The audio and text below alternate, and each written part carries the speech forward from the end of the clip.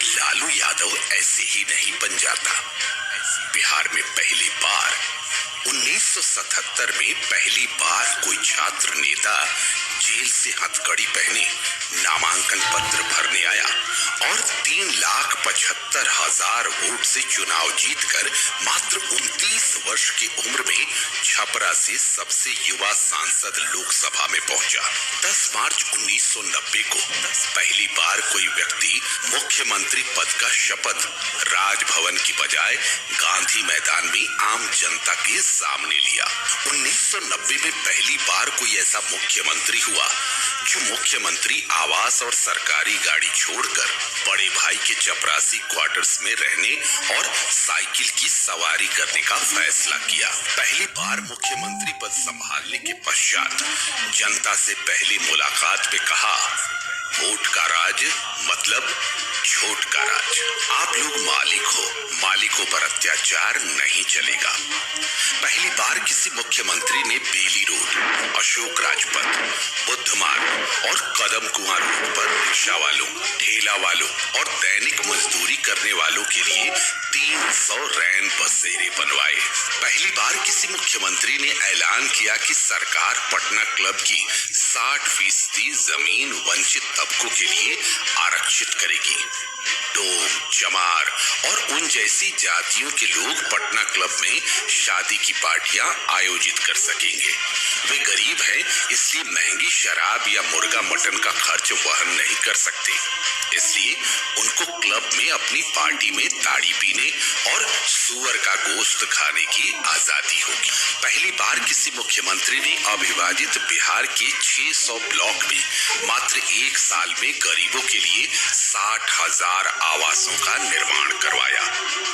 पहली बार किसी मुख्यमंत्री ने पटना के राजा बाजार, शेखपुरा, लोहानीपुर, राजेंद्र नगर और कंकड़ बाग जैसे संपन्न इलाकों में दलितों के लिए बहुमंजिला भवन बनवाया।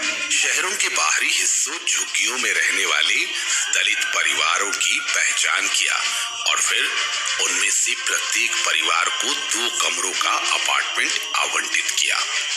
पहली बार देश में गरीबों को नगद हस्तांतरण की प्रक्रिया बिहार में शुरू की गई। पहली बार किसी मुख्यमंत्री ने मुसहर समुदाय के बच्चों के लिए 300 विशेष विद्यालय खोलने का निर्णय लिया।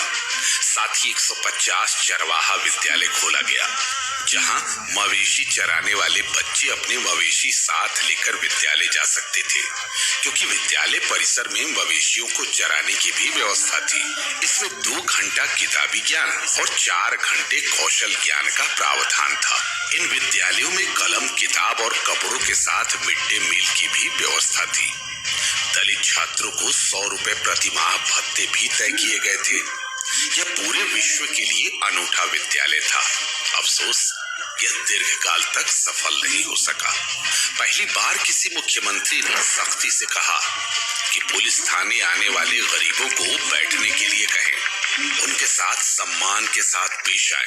यदि उनकी शिकायत में दम हो तो उस पर कार्रवाई करें। यदि ऐसा न हो तो आप उचित कारण बताकर प्राथमिकी FIR दर्ज करने से मना कर सकते हैं, लेकिन उनके साथ दुर्व्यवहार न करें।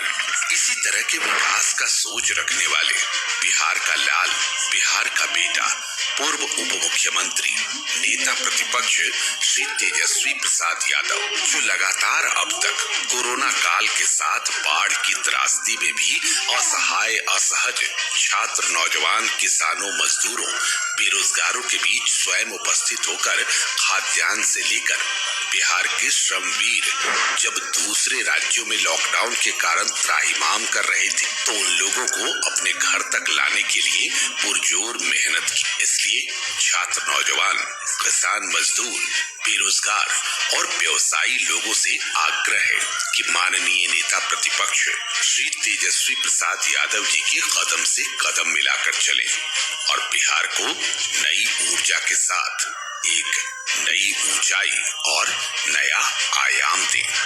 राष्ट्र की जनता दल जिंदाबाद, लालू यादव जिंदाबाद, बिहार की जनता जिंदाबाद।